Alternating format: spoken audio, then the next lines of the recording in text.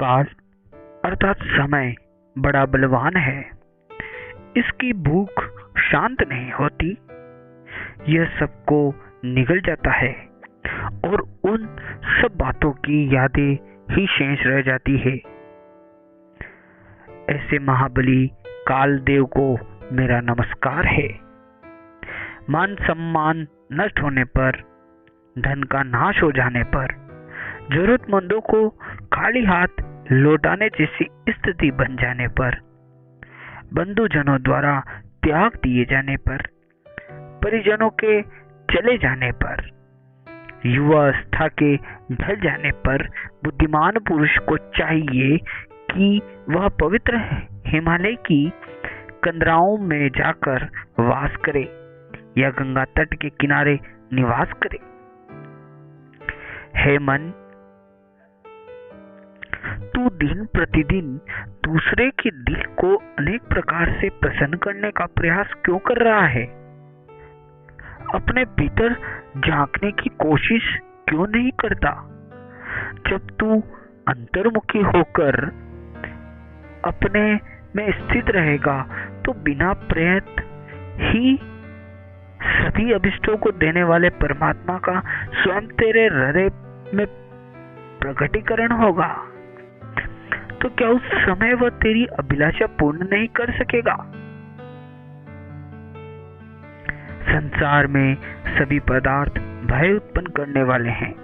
प्रत्येक जीव भय से पीड़ित है, किंतु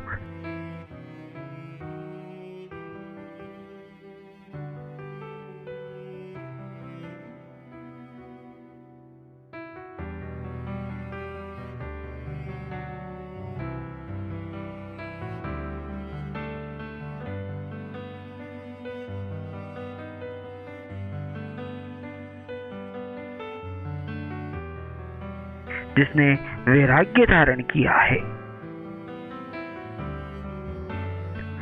मनुष्य का जीवन कमल के पत्ते पर पड़ी जल की बूंदों के समान क्षणभंगुर है। ये जानते हुए कि व्यक्ति पाप कर्म करता है, अपनी करतूतों का दूसरों के सामने बखान करता है, जबकि उसे चाहिए कि वैराग्य धारण कर मोक्ष के लिए प्रयत्न करे।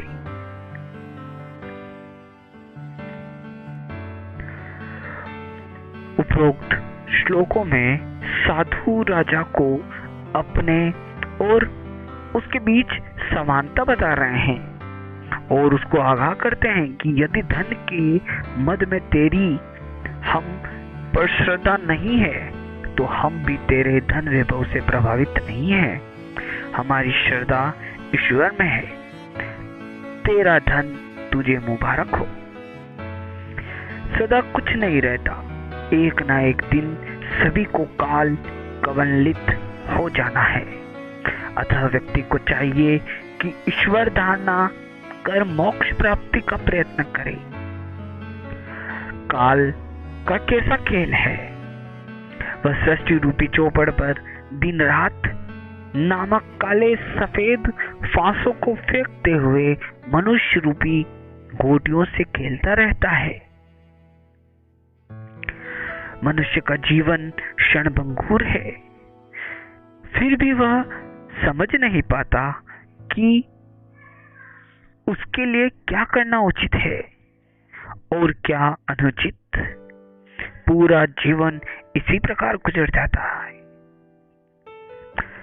कैसे भले होंगे वे दिन जब मैं गंगा नदी के किनारे हिमालय पर जाकर किसी शिला पर बैठकर ब्रह्मा के ध्यान में लीन हो जाऊंगा और पूरे हिरण अपने शरीर की खुजली मिटाने के लिए अपना शरीर मेरे शरीर से रगड़ेंगे, तब भी मेरी समाधि नहीं टूटेगी। क्या ऐसा संभव होगा? क्या ऐसे दिन मेरे जीवन में आएंगे?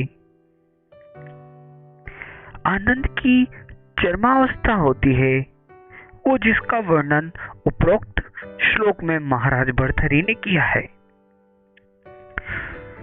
कोई कोई ही इस आनंददायिनी स्थिति को प्राप्त करता है। महाराज भर्तृहरि की भी ऐसी ही अभिलाषा है।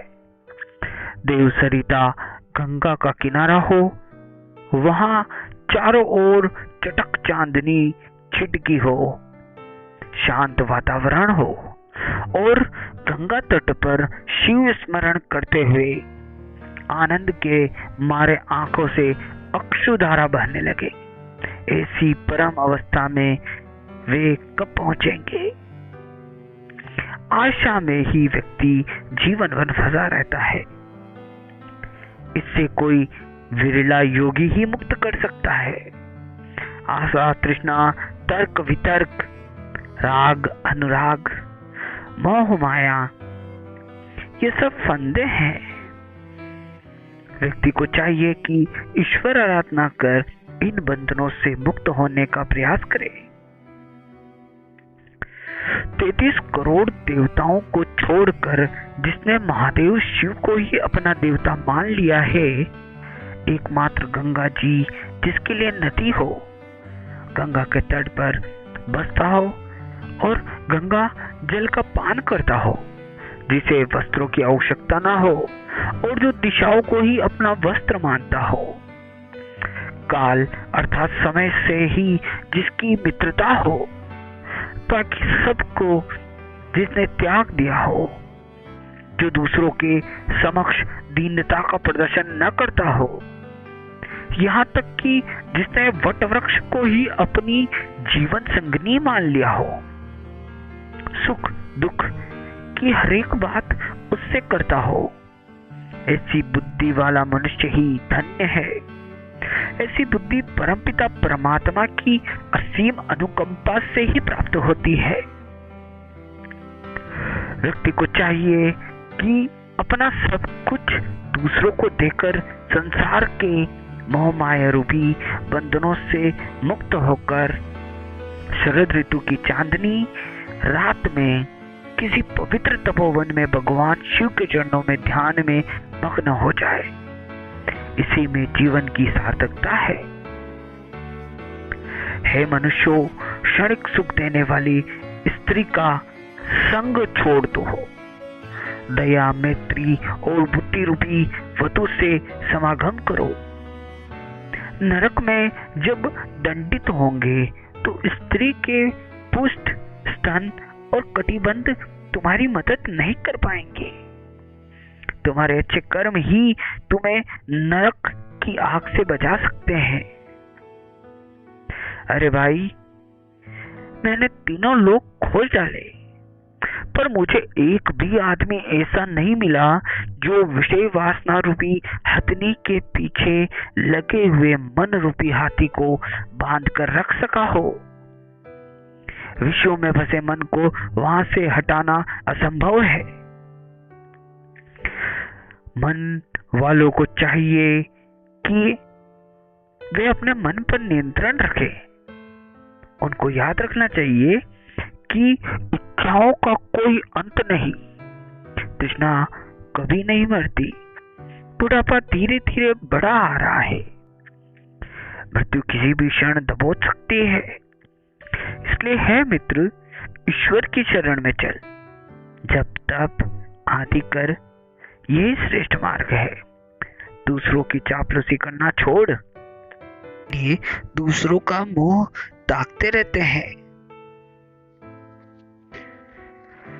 जो ब्रह्मनिष्ठ होता है उसके प्रसन्न होने या अप्रसन्न होने का सवाल ही कहाँ रह जाता है। न तर्क वितर्क से ही उससे कुछ लेना देना होता है, चाहे उसे कोई ब्राह्मण कहे या चांडाल। उसे इस बात का भी बुरा नहीं लगता, क्योंकि वह संशय, असंशय, तर्क वितर्क आदि से परे रहकर अपने मोक्ष रूपी मार्ग पर अनवरत चलता ही रहता है। भोग इच्छाएं काले बादलों के समान और बरसने को आतुर कड़कती बिजली के समान चंचल है। ये कमल पत्र पर स्थित पानी की बूंद के समान क्षणिक है। अतः अपने मन को परमेश्वर के चिंतन में निमग्न करो।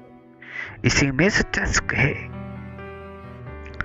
जब मन संतुष्ट हो जाता है तो फिर ऐसे व्यक्ति के संभाव आ जाता है। उसके लिए गरीब अमीर सब समान हो जाते हैं, क्योंकि उसकी दृष्टि में एक रूपता आ जाती है। किंतु जिसका मन संतुष्ट नहीं है, जो धनवान होते हुए भी इच्छाओं के भंवर जाल में फंसा है, वह गरीब है। जिसके अपने जन्मजात कर्मों का क्षय कर दिया, सांसारिक भोगों के अनुराग से रहित हो गए हैं, जिनका अंतःकरण शुद्ध हो गया, ऐसे मनुष्य धन्य है। स्वाभिमानी व्यक्ति को चाहिए कि अपने समान कुल वालों के समक्ष दीन होकर रहे, भले ही उपदेश पाकर भिक्षा मांग कर जीवन व्यतीत कर ले। जिसने सब कुछ त्याग दिया है, जिसकी इच्छाएं समाप्त हो गई है, उन्हें भला लक्ष्मी से क्या प्रयोजन। तो दोस्त, जो पहले एक जैसे विषयी थे, अब उनमें फर्क आ गया। एक दोस्त ने विषयों का त्याग कर दिया, वहीं इस श्लोक में कहा गया है कि आप अभी तक संसार की झूठी विषय वासनाओं में फंसे पड़े हैं, लेकिन मैंने इन सब का त्याग कर दिया है और विरागी हो गया हूं। इसलिए तुमने और मुझ में अब समानता नहीं रही। तात्पर्य यह है कि यदि व्यक्ति सुख चाहे तो विषयों को त्याग करे। महाराज भर्तृहरि भगवान शिव से प्रार्थना पूर्वक कह रहे हैं, हे शिव शंभु, इन सांसारिक झमेलों से कब मेरा पिंड छूटेगा, कब मैं एकांतवास करूंगा, कब इन इच्छाओं का दमन करने में समर्थ हो पाऊंगा, कब मैं कर पात्री यानी अपने हाथों को ही पात्र बनाकर खाने पीने वाला बनूंगा, मैं कर्मों की जड़ को उखाड़ने में समर्थ हो पाऊंगा। इस स्थिति में कोई विरला ही योगी बनने का इच्छुक है और श्री कृपा के बिना ऐसा कतई संभव नहीं। विषय लोलुप जहां भोगों से लिप्त रहा है करते हैं, वहीं अनुरुक्त भोगों से विरत ही रहा करते हैं। मनुष्य और साधु जनों में यही अंतर होता है। जो श्रेष्ठ संत महात्मा हुए हैं, उनके लिए सब कुछ उपलब्ध था, किंतु उन्होंने सब कुछ त्याग दिया। ईश्वर ने जीवन यापन के लिए प्राकृतिक रूप से सब कुछ दिया।